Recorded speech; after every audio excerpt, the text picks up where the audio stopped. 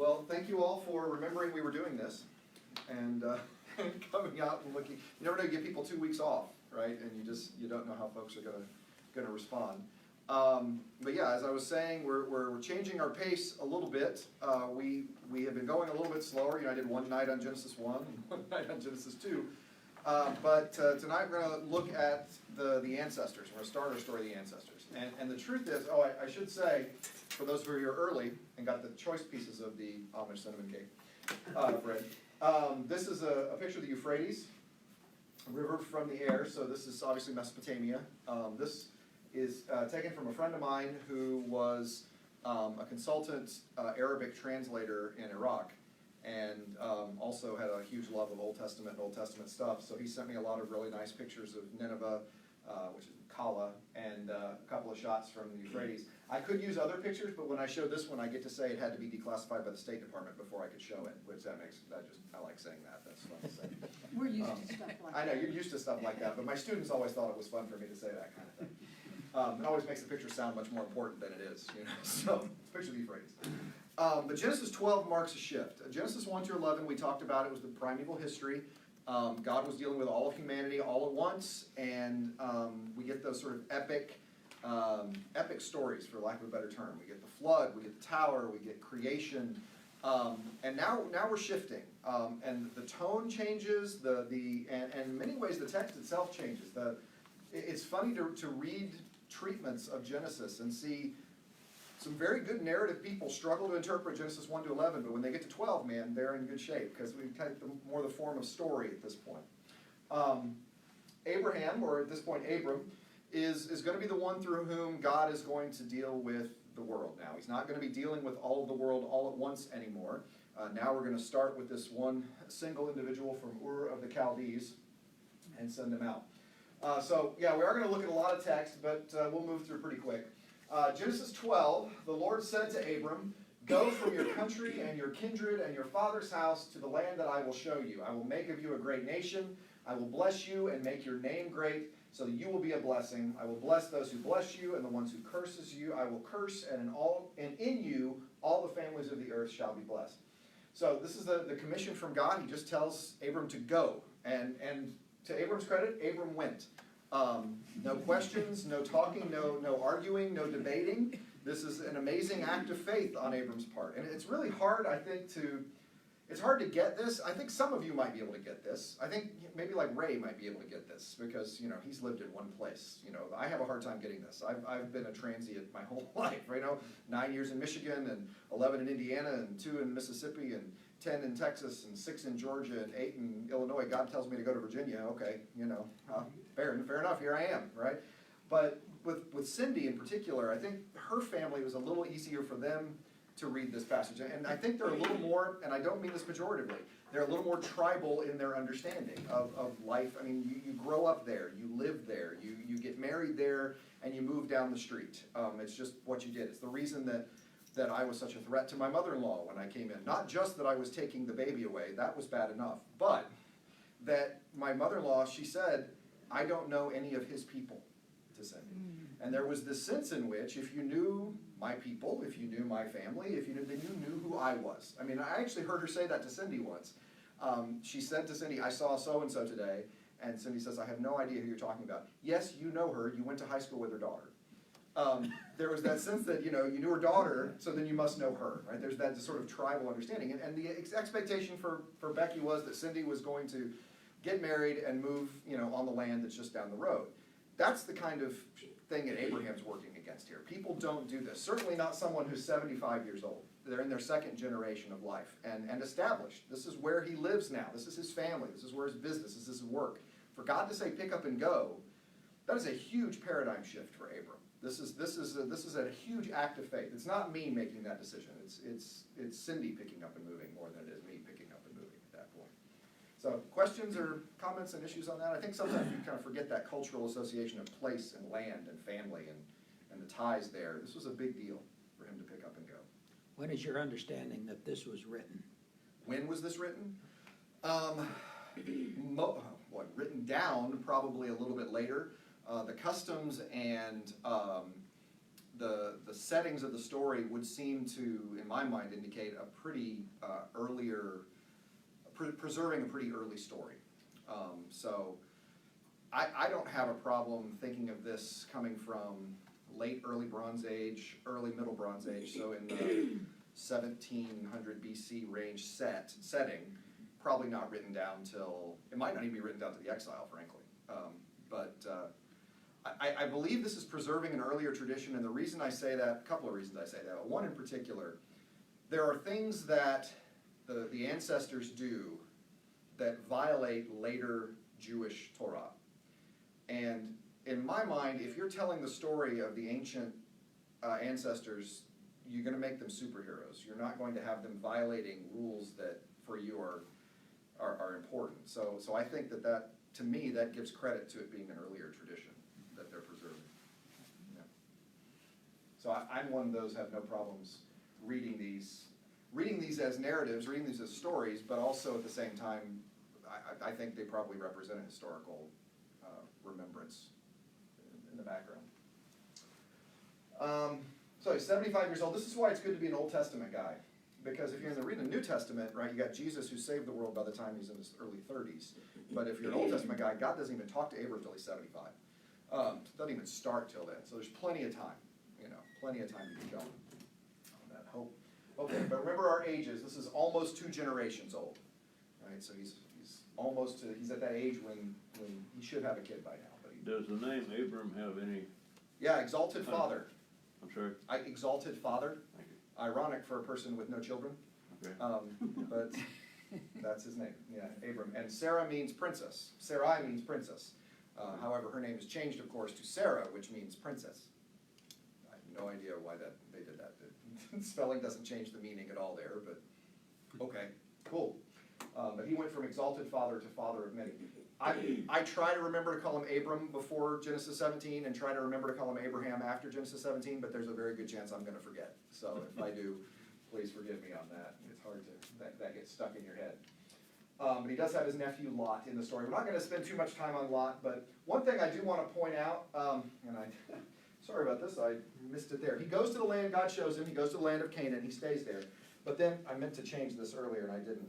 You'll notice that in verse 10 it says there was a famine in the land, so Abram went down to Egypt.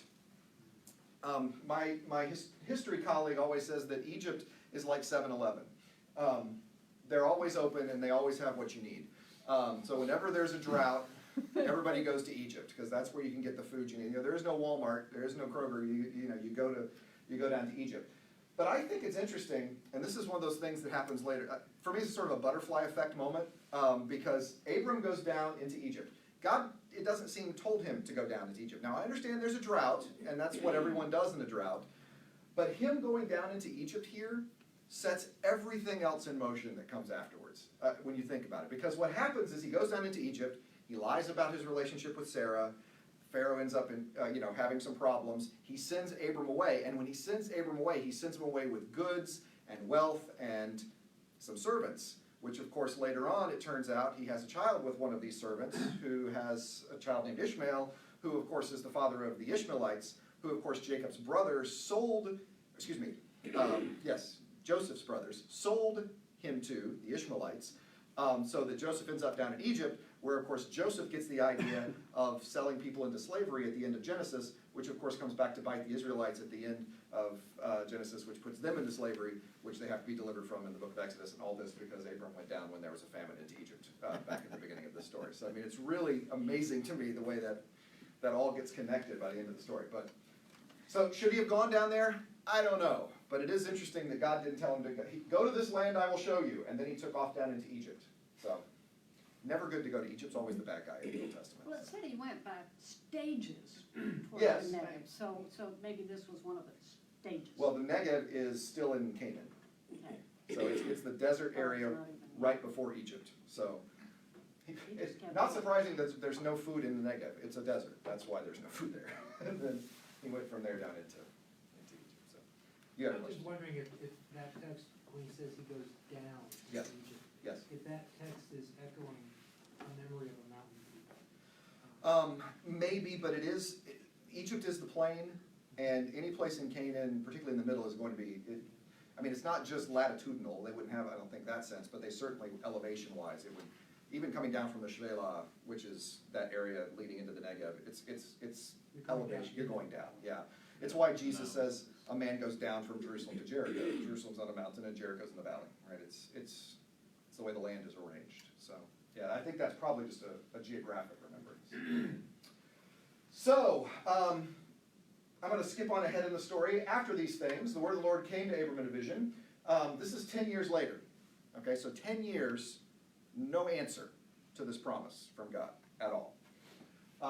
After these things, the word of the Lord came to Abram in a vision. Do not be afraid, Abram. I am your shield. Your reward shall be very great. So God just checking in after 10 years, comes in to say, hey, just want to let you know, I got you. You're going to be great. Well, remember in chapter 12, God said go. Abraham went. No questions, no arguments, act of faith, changing he's lived in Ur of the Chaldees and it's been his father's land. Nope, going to go. Here in Genesis 15, Abraham, after 10 years, Abram says, O Lord, what will you give me? For I continue childless, and the heir of my house is Eliezer of Damascus. So, after 10 years, he has questions. And I think that's fair, right? That it's been 10 years with no answer. What am I going to do? Eliezer of Damascus. Now, obviously, this is someone who was born in his household, and it was traditional, just like now, you can designate an heir to take over everything. There are examples of this where a childless couple, someone will designate an heir to take over the patriarchalness of the family, the father of the family. Where are we going to go? Who's going to marry whom? Where are we going to graze our animals? All of that, someone has to make those decisions. And it was thoroughly patriarchal society. Who's going to continue on after him and inherit that responsibility?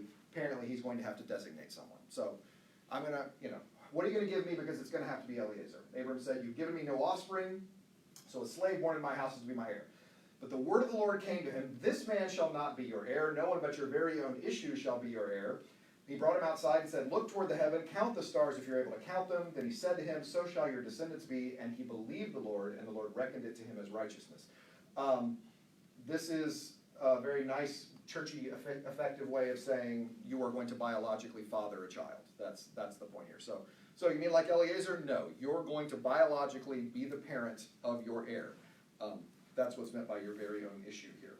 And Abram believed him. So with a little bit of reassurance, after 10 years, Abraham's still in.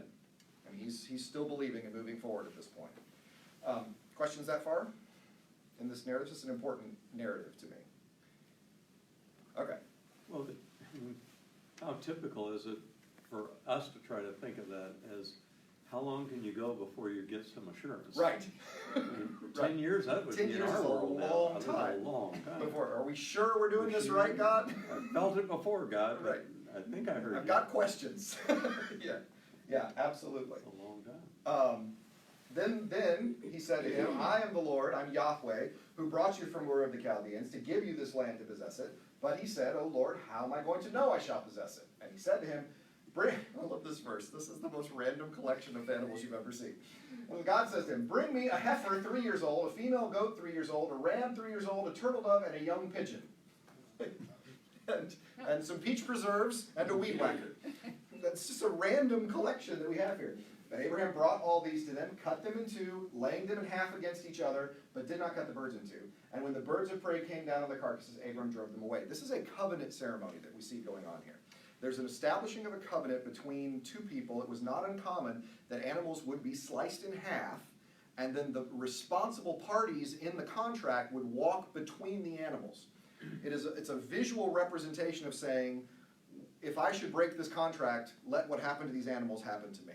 I mean, that's the promise that you're making in this. So God is telling Abram, you cut some animals up. We are going to make a contract. I'm going to promise you this, and this is how I'm going to make this assurance. So he establishes this covenant. Then God says, as the sun was going down, a deep sleep fell upon Abram, and a deep and terrifying darkness descended upon him. And the Lord said to Abram, know this for certain. Your offspring shall be aliens in a land that's not theirs, shall be slaves there, and shall be oppressed 400 years, but it will bring judgment on the nation that they serve. And afterwards they shall come out with great possessions. As for yourself, you shall go to your ancestors in peace. You shall be buried in a good old age, and they shall come back here in the fourth generation. For the iniquity of the Amorites is not yet complete, and when the sun had gone down and it was dark, and here's what's significant, a smoking fire pot and a flaming torch passed between these pieces. Not Abraham doing this. God, it seems, is doing this. So God is causing this torch and fire pot to pass between the animals. In other words, God is saying, I'm the one who's responsible to make this happen. I'm the one who's doing this. Okay, so it's almost an assurance of Abram that there's not anything you've got to do here. This one's on me. I'm taking care of this promise. All right? There's some names there. If you want me to read them, I can, but not that important. You got it? Yeah. We should get Hector back and make him read them. That's what Randall would do. Poor Hector. Anyway, so great. God has now reassured Abram, right? Now you know. You don't have to worry about this. You don't have to do anything. I got this. So what happens right next? Sarai, Abram's wife, bore him no children. She had an Egyptian slave girl whose name was Hagar. And Sarah said to Abram, you see the Lord has prevented me from bearing children. Go to my slave girl that it may be that I shall obtain children by her. So right after God has said, I got this, Sarah says, this must be what God meant. I mean, he must mean that we're going to have to do it this way. This is not an uncommon thing in the ancient Near East. There are records of wedding contracts that stipulate these kinds of things. Usually it was done earlier than this. In fact, a couple of the Mesopotamian contracts I've read suggest that after 2 years of childlessness, it is completely appropriate for the husband to sleep with the handmaid of the wife in an attempt to get an heir. That child would then be understood as the one who would be a child of the father, who would inherit all of these things. And there are protections written in that should the wife be able to conceive after this child is born, then that the wife's son will be the primary heir, but the father has to provide for this other child that has been given to the handmaid. He must then give the handmaid and the son their freedom. That's required as well. If so you can't just cast people off. There was a sense, even in the codes of the dating to the time of Hammurabi, there are responsibilities you have. You can't just treat people however you want to treat them. You have responsibility. And so she's working completely within acceptable culture at this point. I mean, this is, I don't even know what this is, in vitro fertilization with a lot of complications in the ancient Near East. But, I don't know, a lot of emotional complications. It is interesting that, as I said, traditionally you could do this sooner. I mean, it was accepted culturally after 2 years of marriage. They've been married a lot longer than 2 years and have had no children.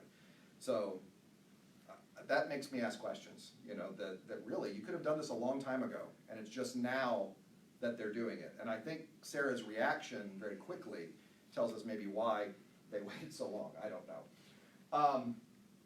Abram is very passive in the story. Abram listened to the voice of Sarah, and after Abram had lived 10 years in the land of Canaan, Sarah, Abram's wife, took Hagar the Egyptian, her slave girl, gave her to her husband Abram as a wife. He went into Hagar, she conceived, and when she saw that she had conceived, she looked with contempt on her mistress. So what has happened now, we've got Egyptian woman, slave girl. I think that's the bottom of the social register. I don't think you could get much lower in the mind of an ancient Hebrew than being an Egyptian, being a slave, and being a woman. I mean, that's at the bottom there. And now all of a sudden she realizes she can conceive and her mistress cannot. The one in charge of her cannot. And she has now been elevated socially at this point. Her status has gone up. And she's pretty proud of that fact, that her status has gone up. And Sarah doesn't like the fact that her status has gone up. Does that literally mean as a wife, or is that just referring to the That sexual sex was relationship? marriage in the ancient Near East. Okay. And so you might see a phrase like concubine, but then you might see the father of a concubine called father-in-law. Okay. I mean, the distinctions are going to be legal and financial. They're not going to, sex was marriage as far as they were concerned. Yeah. So Sarah said to Abram, may the wrong done to me be on you. It was her idea. This is really, come on.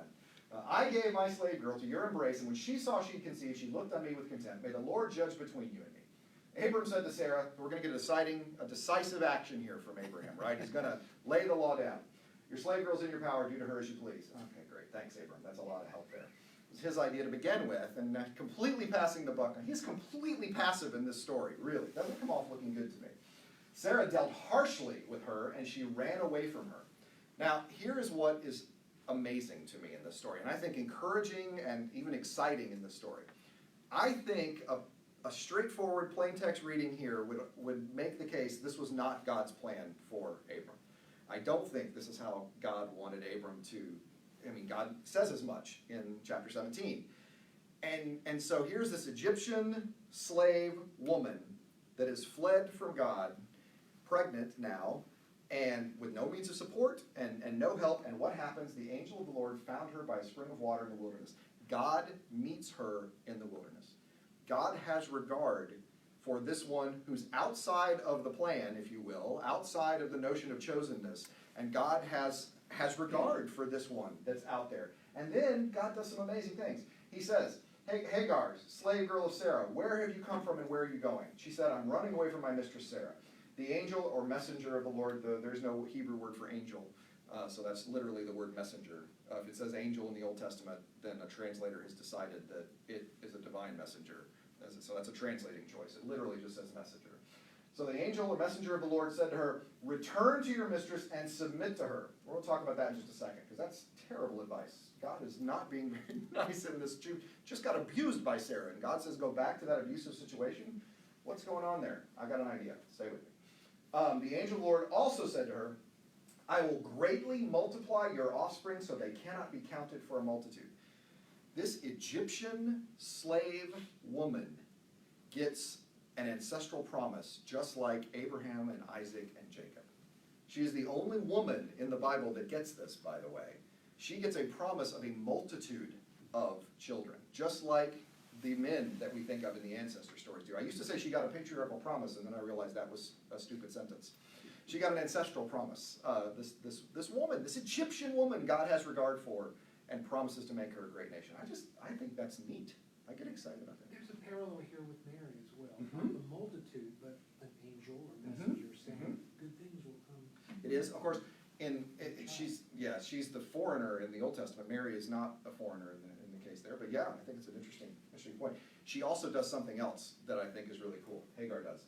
And the angel of the Lord said to her, "Now you have conceived and shall bear a son, and shall call him Ishmael, for the Lord has given heed to your affliction." So Shema is the Hebrew word for to hear, and so this is God heard. So he's given heed, is where that comes from. "He shall be a wild ass of a man with his hand against everyone and everyone's hand against him, and he shall live at odds with his kin." So she named the Lord who spoke to her, "You are Elroy," for she names God. She is the only human being in the Bible who names God. She literally gives God a name, Elroy, which I always thought was funny. She named him Elroy, but that's in English. In Hebrew, what's fascinating to me about this is in Hebrew, Elroy means the God who sees, or that sense of seeing can also carry with it the God who has provided in this. So God has taken care of her. Is what basically she names God, the God who takes care, who's had regard for her in this wilderness. It's the king in French. Roy does mean king in French, yeah. That's a coincidence, so that doesn't help us. Just, maybe it's a picking on a point, but it's the messenger that's talking to her, Yes. not God. But it's the same. Just like the messenger of the king is the king, is the mouth of the king. It's So she named not the messenger, no, but she she named God. named God. She named, yeah. In fact, she named the Lord who spoke to her. She named Yahweh, Elroy. Yeah. So there's no difference in hearing. There are a couple of places where it switches in the middle of it, and you don't even realize. Like it starts with Elijah talking to the messengers of the king, and then the Lord said, and you just the messengers disappears in the story because it's the same. It should be the same. Yeah, exactly. Thank you. Prophets are like that. Yeah. Question on that point. Earlier, it mentioned the word of God appeared to Abraham. Yes. Is that the same word of God, same messenger? No, word of God is daber. It's just word or thing, Distinction. or yeah. It is usually a phrase that's used to prophets, and so this kind of goes to that tradition of Abraham being a prophet, which doesn't happen much. It is picked up in later texts. The Psalms list Abraham as a prophet, mention him, and actually I think Isaac and Jacob are all three considered prophets in the Psalms. But Later tradition tradition Yeah. or different? Or? It's a later tradition, but I think it's probably picked up on the word of the Lord coming. Yeah, anytime the word of the Lord came to, that's a phrase that's usually used to prophets. So, yeah. So she goes back. I have always struggled with this. In fact, there's one of my favorite feminist interpreters, a woman by the name of Phyllis Tribble. She wrote one of the 4 books that changed my life. It's called Texts of Terror. It's a great book, literary feminist readings of the Old Testament. And I remember when I first got it, I was in grad school. I came from a very conservative Baptist upbringing, and we were required to read, literary feminist readings of the Old Testament. And I thought, okay, here it is. This is what they warned me about. This is when they were going to corrupt me right here. This is it. This is when they're going to try and make me some liberal. And I started reading this book, and I'm halfway through, and I went, oh my gosh, I'm a feminist. Because she did such an exceptional job, such a textual job going through these stories. And one of the stories she dealt with was Hagar. She deals with Hagar, the rape of Tamar. She deals with, I can't remember now, I shouldn't have started listing them because I was going to forget them. Hagar and Tamar, David's daughter, and Jephthah's daughter, and the Levite and the concubine at the end of Judges, the most terrible story in the whole Bible. She deals with all 4 of those. And they're great. Her book is tremendous. It's an amazing text, and it really was one that got me reading more narratively because she was so textual. She struggled with this because she did not like God sending Hagar back to an abusive situation. And I understand that. I hear that. But when I was on sabbatical, I got a chance to read some, see, there's no way to say this without sounding like the nerd that I am. When I was on sabbatical, I got a chance to read some ancient Near Eastern marriage contracts, because you don't have time to do that in everyday life. And so you don't, do you? You don't have time to set aside and read those. No. So there. Would have to find them. Yeah. Well, I've got them, but I never had a chance to read them. And one of the things that was fascinating when I was going through the contract, because everyone always cites these contracts when they talk about, well, this kind of thing happened all the time. Hagar being a serving maid, it was something people did regularly. In fact, there are a couple other places where the Bible uses the phrasing. There are some traditions that suggest the wife would sit beneath the serving girl while she gave birth, so that the baby would pass between the legs of the wife as well, as sort of a symbolic adoption, symbolic. And so everybody talks about those traditions. But as you go deep down into the thing, it says that if you send the servant girl and the offspring away, you have to provide for them. You have to give them their freedom, and you have to provide for them. And so this story of God sending back, I don't think it's as much about Hagar as much as I think it is that God's saying, well, no, I didn't ask you for this I didn't ask you for this path, but now that you've made this decision, you can't just cast off your responsibilities. Now you have a responsibility to this person, Hagar, that you have had a relationship with. I think that ordering her to go back is not asking her to submit to an abusive relationship as much as it is to call out, and in some ways shame, because it would have been an act of shame on Sarah and Abraham to send her away without provision. That's not an honorable thing to do. That's a violation of custom and culture. And to bring her back, I think, confronts them with that violation. That God is I think he's confronting Abraham and Sarah with their decision by sending her back. So that's one place I would very quietly disagree with Phyllis Tribble. But don't tell her, because she still scares me a little bit. She's brilliant, but she's a little scary. So anyway. Questions on Hagar? I love Hagar. I love the story of Hagar. Just God having regard for this one at the very bottom of the social ladder, to me, is just a beautiful story.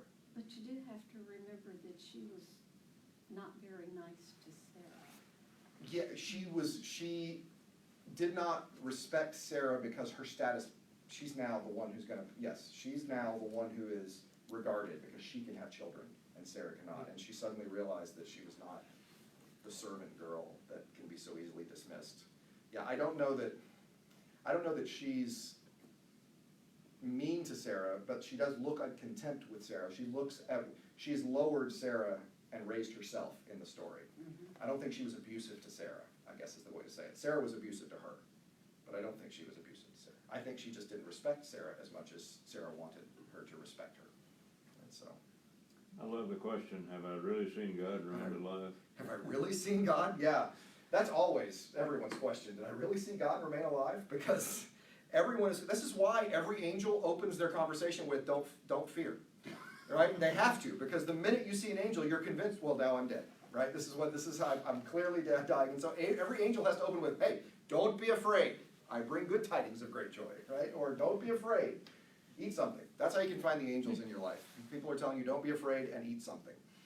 Those are what the angels do in the Old Testament. They feed you and they tell you not to be afraid.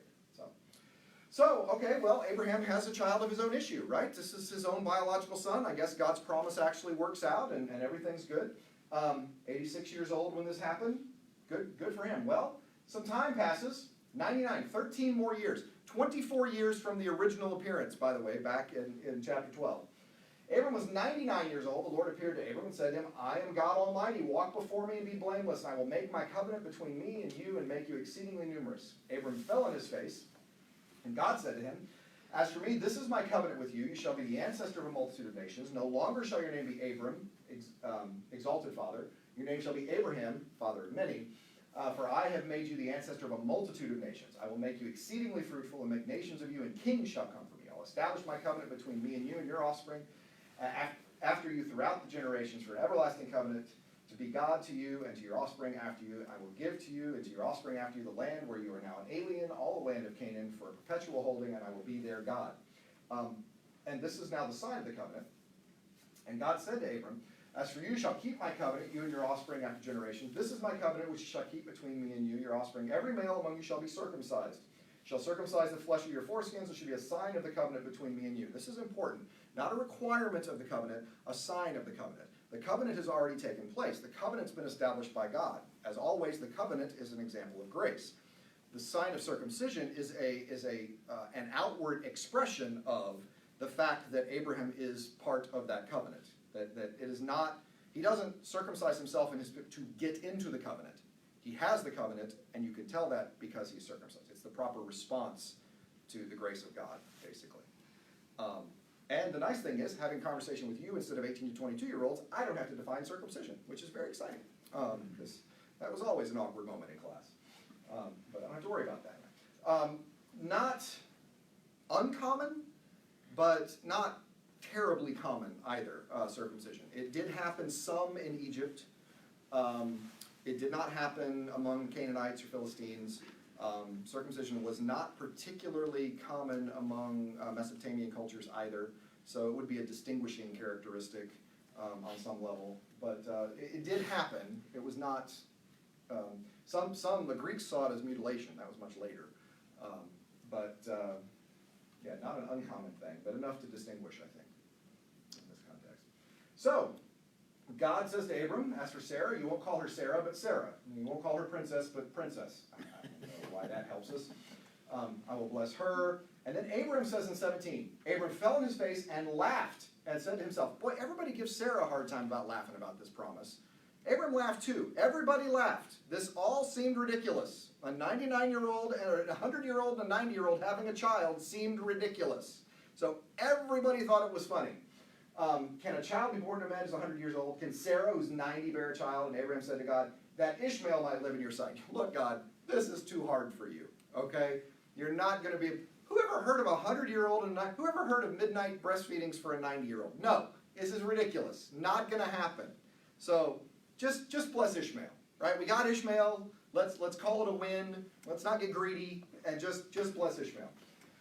God says, no, your wife Sarah shall bear you a son, and you shall name him Isaac, laughter. That's what his name means, laughter. I will establish my covenant with him as an everlasting covenant for his offspring and after him. As for Ishmael, I've heard you. I'll bless him and make him fruitful. But it's going to be Isaac. He's made this very clear. So I love this 25-year journey that Abraham has been on, right? Go where I will show you. I will give you, make you a great nation. 10 years go by. Right? You mean like Eliezer of Damascus? No, not like Eliezer of Damascus. You're going to biologically father a son. You mean like Ishmael? No, not like Ishmael. You and Sarah are going to have a child. So he's walked him through this journey all the way through until he is finally born here. After this event, by the way, he does circumcise himself at 99 and circumcises Ishmael and all the males in his household. I don't want to be too indelicate about this, but I do think it is significant that this is prior to the birth of Isaac. And so God is asking Abraham to mess with what he is going to need to fulfill the promise. That's as nice as I can be about that phrase. So that circumcision is not just a sign of promise, but an act of faith at the same time. That's the best way I can say it in church. So, questions? No? Good. No. Oh, there's a hand. Yes. Yeah, can I ask the circumcision question? Is that also like, is there some theological significance behind that? That's saying like you were going to circumcise yourself, the tool you're going to use to bear the son who's going to. The fact that he's messing with that, which I think it is an act of faith. I mean, I think it's requiring an act of faith on Abraham's part. Yeah, he does use a stone knife, which sounds terrible, but actually in the late early bronze, early middle bronze, a stone knife could get a sharper edge than a metal knife at the time. And so, I actually have a flint knife. No, it's back. It's in Illinois. I'll show it to you some other time. But it's a small early Bronze Age middle knife, stone knife that they would have used to harvest wheat or circumcise themselves, whatever you do with knives. Time passes, and we don't know how much time passes. In the interim, Abraham has sent Ishmael away. Sarah got upset because, and this is I don't know what to do with this translation, but Sarah didn't like that Ishmael made Isaac laugh.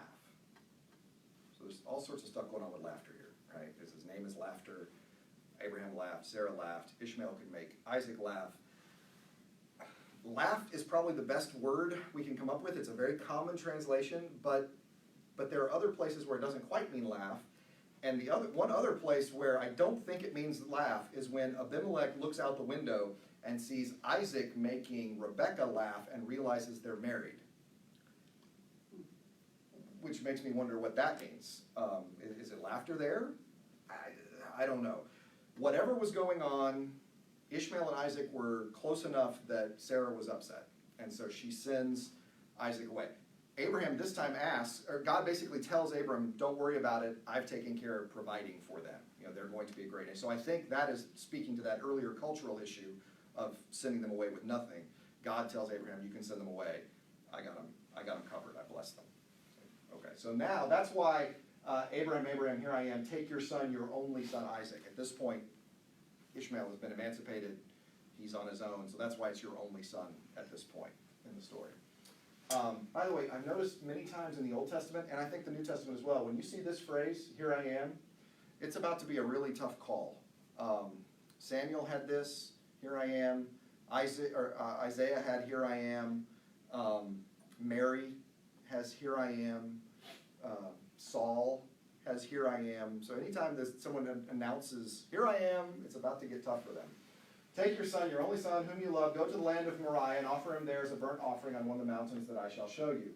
Tradition has that is the site of the Temple Mount later on, but that's the mountain where Abraham offers Isaac. Once again, verse 3, no argument, no questions, no issues. Abraham rose early in the morning, saddled his donkey, took 2 of his young men with him. His son Isaac cut the wood for the burnt offering, set out, and went to the place in the distance that God had shown him. On the 3rd day, Abram looked up and saw the place far away. Abram said to his young men, stay here with the donkey. The boy and I will go over there. We will worship, and we will come back to you. Abram took the wood of the burnt offering and laid it on his son Isaac, and he himself carried the fire and the knife. So the 2 of them walked on together. Let me stop there real quick. I think that Abraham has every intention of going through with the sacrifice. This is a culture in which human sacrifice is not uncommon. Not overly common, but many, if not most, of the religions in this area are fertility religions. Canaanite religion is a fertility-based religion. And what greater example could you offer of fertility than a child? I mean, this is the incarnation of fertility in so many ways. And so very often the Canaanite gods and others, children would be offered as sacrifices. And there are examples of it in the Old Testament. Manasseh offered his son to the flames, it seems, practicing these kinds of acts of human sacrifice. So God is working at least within the cultural understanding of Abraham. I'm sure Abraham didn't believe God would do this, but ask him of this, but now that God has, I think Abraham is going through with this. He's already seen a 100-year-old give birth. Who knows what else he can do here, but I think he's actually going through with this. There is an argument to make for Abraham believing God will not make him go through with this. And it's always pointed out in the text by my students whenever I make that argument. And that is, the boy and I will go over there, we will worship, and we will come back to you. That they point to that as, see, he knew that they were going to come back. Maybe. I will offer that, maybe.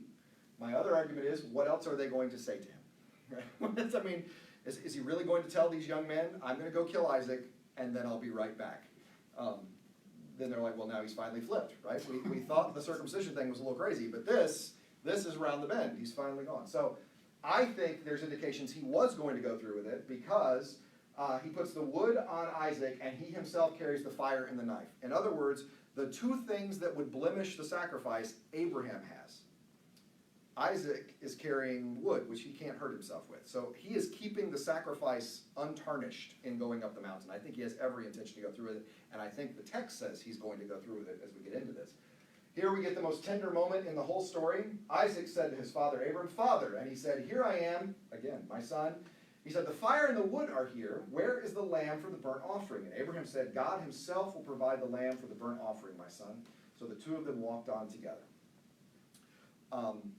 We don't know how old Isaac is. We don't know how he's asking this question. The text doesn't give us any clue. There are some traditions that suggest he was an adult. There are some traditions that suggest he was a child. There is the angel or the messenger later on does use the word child, and so I think that we can probably think traditionally under 13. But even then, is this asked in the 6-year-old innocence of, hey, we normally have a lamb when we sacrifice. Why don't we have a lamb today? Or is this asked in the, I noticed we don't have a lamb. I was just curious. So, because Isaac knows these other religions as well, if he's that age. I don't know, right? That's left open to interpretation. By the way, in the Quran, the child that goes up is not named in the Quran that tells the story, but it doesn't say whether it's Ishmael or Isaac. Which I just always found that interesting. Anyway, the two of them walk on together. When they came to the place God showed him, Abraham built an altar there, laid wood on it. He bound his son Isaac. The Hebrew word here is akedah. The akedah is what this event is called in Jewish tradition. A-K-E-D-A-H is how it's normally spelled. But it's the binding of Isaac. That's what this event is known as. Then Abraham reached out his hand and took the knife to kill his son. He's going through with it. I don't think there's any question he's going to go through with it. But the angel messenger of the Lord called him from heaven and said, Abraham, Abraham. Mike, my podcast partner, likes to say, if God calls you once, you better pay attention. If he uses your name twice, it's serious. Samuel, Samuel, Abraham, Abraham, Mary, Mary, Paul, Paul. And he says, here I am.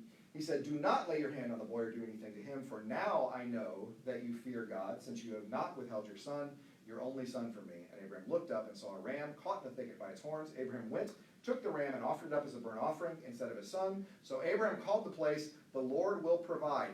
Here's what I think is really neat about this story. The Lord will provide is exactly the same name that Hagar gives to God later on, only with a different phrase. Hagar calls God El, Abraham calls him Yahweh. And Hagar uses the past tense, or the perfect tense, has seen or has provided, and Abraham uses the imperfect, will provide or will see. But it's the same name. They both use the same verbal root when Abraham names the place as Hagar names it. I don't know what that means, but I think it means something. I just think it's kind of a beautiful thing in that moment. But as it said, this day on the mountain, Lord, it shall be provided. So happy ending. Now we have our happy ending. Now we have Isaac is firmly established in the story. I've been rattling there. Any questions or concerns there? I'm going to interpret this in a second, but yeah.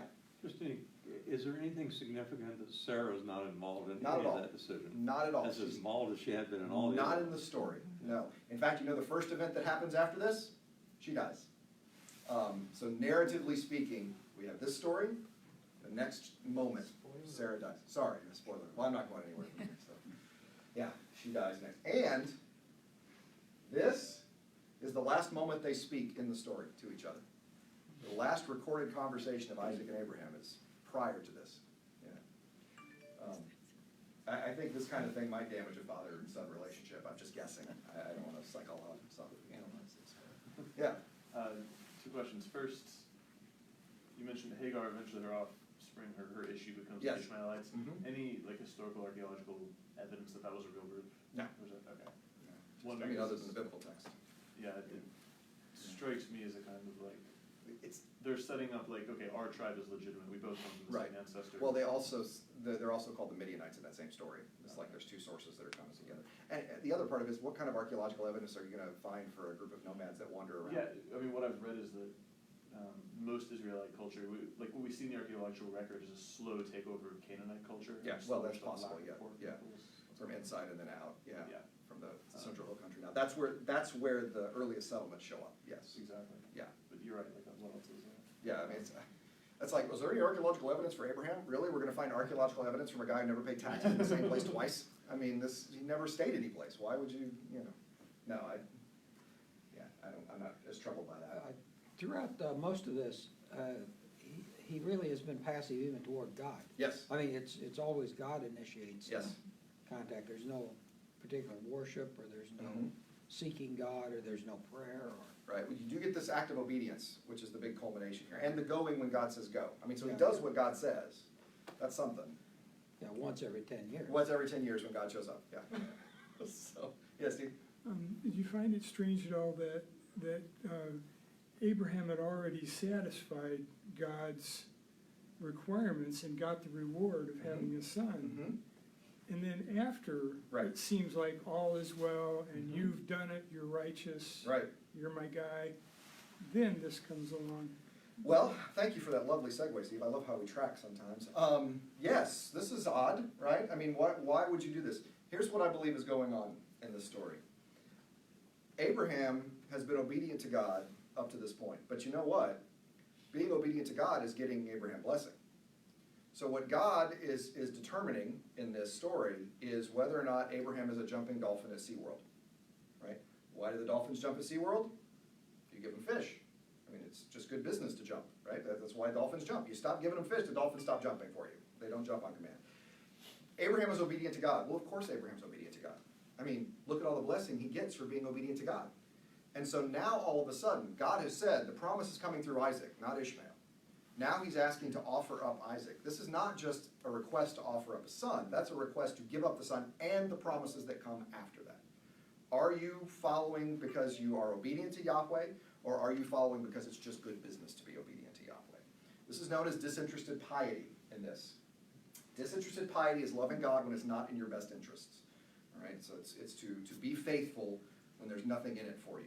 It's the highest form of faith that you can get here, and we see it in several places in the Old Testament. We see it here in Abram, we see it, I think, in Jeremiah, we see it in Job. In fact, it's the way I interpret the book of Job. I think that helps us understand the book of Job much better, this question does, than the issue of suffering. It is loving God when it's not in your best interests. So just real quick, the stages of faith that get us to this. I love Bernard of Clairvaux's stages of faith. I don't love other stuff about Bernard of Clairvaux, but his stages of faith I really like. He says that on earth, people go through three stages. First, they love self for self, right? This is where it doesn't matter if you're sleeping, your child is hungry in the middle of the night, they're going to wake you up, right? It doesn't matter it doesn't matter if you're wearing a clean shirt, they're going to throw up on you. It just doesn't matter. That's all about them, always. That's the way children always are. But eventually, one hopes that they get to the point where they love God for self. In other words, they don't want to go to hell, they want to go to heaven, they're promised blessing, whatever it is. But the next stage after that is not the mansions in heaven, but the fact that you're willing to love God when there's nothing in it for you. That you love God actually when it even costs, like, for example, in this story of Abraham. So that when God says, now I know that you will not withhold your son, your only son, from me, that's an acknowledgement of, now I know that you're faithful. Before I give the spoiler, I'm going to ask a trick question. But this stages of faith and this disinterested piety, I think, is a very important part of, I think, reading the story. I think that's why. What is the level of your faith? Are you just in it for the reward? Is that it? No, I'm in it because you're God. Okay, well then we're good. That's the story that's going on there. Other thoughts? And so the implication here is that God's fine with all of this. Yes. Yeah, that God is always living in the moment with the characters in the story. He's not ever sitting on a throne on high moving the chess pieces around. He's in that moment with them. Now I know that you won't withhold your son. Not like I knew how this was going to go. That's not the portrayal. It's portrayed as relationship in Genesis. Back when I was a youngster, I don't remember who did it, but the story was interpreted as the rationale behind it was to prove to Abraham his faith. Yeah. Not to prove to Not to prove to God God. or anyone else. Yeah. It was to demonstrate to Abraham how strong his faith was. I might could go there if God wasn't the one who said, now I know. He didn't say, now you know. Yeah, so I like that better, but I think the notion of disinterested piety for me helps, because God is getting at this question a lot of ways. I think in some ways the fall story in Genesis 3 could be understood that way. Here, in the case of the tree of the knowledge of good and evil there, Isaac here, the exile of Israel for Jeremiah, the loss of all his material goods for Job. I think the question of, are you just in it for what you get out of it?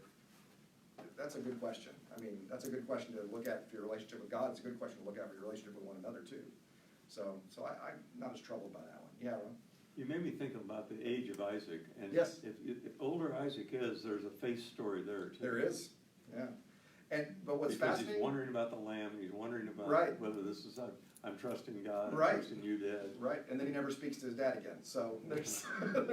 there is something about this going on with Isaac. Isaac is the most as passive as Abraham is. Isaac he's completely consumed in the story. We have one story of Isaac, and it's a story that's told that makes it show that he's just like his dad about, lying about the relationship to his wife. That's it. Every other story is Abraham and Isaac, or Isaac and Jacob, or he also develops a little bit of a hypochondria. We'll talk about that too. I guess when your dad tries to kill you at a young age, that could happen. Maybe you're always expecting to die. Yeah, he's complete. Even in the Psalms, when the patriarchs are mentioned, one time Abraham, Isaac, and Jacob. The rest of the time, Abraham stories, Jacob stories. That's it. You don't get Isaac. He is completely hidden in the story. The rest of it. The trick question I was going to ask is how many kids did Abraham have? The theologically pious will say one. The people who remembered Ishmael will say two, but they forgot to read Genesis 25. Because Abraham took another wife whose name was Keturah. She bore him Zimran, Jokshan, Medan, Midian, Ishbak, and Shua. So Sarah was holding him back. That's clearly the part of this story here. But real quick, all these children were Keturah. Abraham gave all he had to Isaac, but to the sons of the concubines, Abraham gave gifts while he was still living. The idea is he gave them gifts, he sent them away. They are not the ones through whom the promise is going to come. Right? Isaac is the one through whom the promise is going to come. The other thing, though, and this is an important part of the story, the people who are not one of the chosen are always provided for. There's not this sense that God chooses Isaac and tells everyone else to write if you get work. It is that God has taken care of Isaac, and Isaac is the one through whom the promise is going to come. But by the way, Ishmael is going to be a great multitude, and he's going to get taken care of. Jacob is the one through whom the promise comes, but you know what? Esau is rich and is taken care of. So just because you're not the chosen one doesn't mean God is for Hagar, right? I mean, she's not the way this is going to go. She's provided for. So God is in the business of providing for the not chosen ones all the way through the story. It's good to know. It really is. I just think it's a beautiful picture. It's just a reminder, because I think sometimes we hear chosen, and it's like, well, then Isaac is special and good luck Ishmael. No, God has regard for Ishmael. God has regard for Esau. God has regard for Hagar. It's just because you're not the one through whom the promise is coming doesn't mean that you're, an outsider. A beautiful part of the story, when Abraham does die, Isaac and Ishmael come together to bury him. So they do come back together at the end to bury him, and they bury him here. Boy, that was a fancy building. Isn't that nice? They did well. Quite nice. Well, it was a cave when they first did it, the only bit of land that Abraham owned. This is in Hebron. I did not take this picture. I've not been to Hebron because going to Hebron with in an Israeli tour bus with Hebrew on the side of it's not a good plan. This is a site that is shared as a holy site by Christians, Jews, and Muslims who are known for their sharing, I think, and their ability to work together. So not very good. But what is really interesting and significant about this building, this exterior facade was built by Herod the Great. It is the oldest surviving monument in Israel. And actually, if you ever see pictures that are reconstructions of the Herod the Great Temple, all of the architectural decorations and features use this as the standard. The tops of the walls, the inset around, they use this as the basis of that because it's the oldest surviving bit. Of course, now you have the minarets. And my brother and I ever promised if we ever went back together, the best way to get here is to go to Jerusalem and pay an Arab taxi $100 to promise to take you there and get your pictures and come back. But it's tough to get to Hebron, and not particularly safe place sometimes. But yeah, this is the tomb of the patriarchs: Abraham and Sarah, Isaac and Rebekah, and Jacob and Leah are buried there. So we're going to talk about that story next time. We're talking about Jacob next time. One of my favorite stories that we get in the patriarchs. So, questions, comments, thoughts? Yes, sir. I know you said earlier that this marks, or there came a point where people are no longer living 900 years, but Right. only 175, yeah. 4.5 generations at that point. Okay, let's look at the 175, Yep. not the 900, because the Sure. 900 is really not a net, Right. not like 175. What do we make of that? What are they trying to communicate? They're trying to communicate that he was a great grandfather and almost a great great grandfather. That's what they're trying to communicate. That he was almost 5 generations old. Yeah, because he gets the bonus years. Because God has already said, you get 120, you get 3 generations, you're going to be a grandfather. But the special ones get a little more than that. Sarah gets 127, so she gets a few extra years after that. But Abraham gets to be a great grandfather, and his great grandchild was on the way. So basically you divide a number by 40, and that tells you the generations they're thinking. They weren't thinking mathematically the way we do, they were thinking generationally. And of course 40 that's a rough year. I mean, that's not, people have had, 25 is probably a better number for generation, but or if you're in college, 4 is a generation, I always said. Because after 4 years, they don't remember you, right? You got a whole new group of students, But as far as for 4 years, it's always been that way. Like they built a fountain. I said after 4 years, that fountain's always been there, as far as the freshmen are concerned. So it's a generation. Well, thank you for your good attendance and your good attention. We will continue our journey and have fun. Have a good night. Blessings. There's 1.5 pieces of Amish cinnamon bread left. So if you didn't get to sample the Amish cinnamon bread, please come and get it. If you had some, but you can have another. Is this gonna be regular now? What's that? That I'm going to bring food? There gonna be food every time? I can't That'd be promise good. That'd that. be good. His bedroom.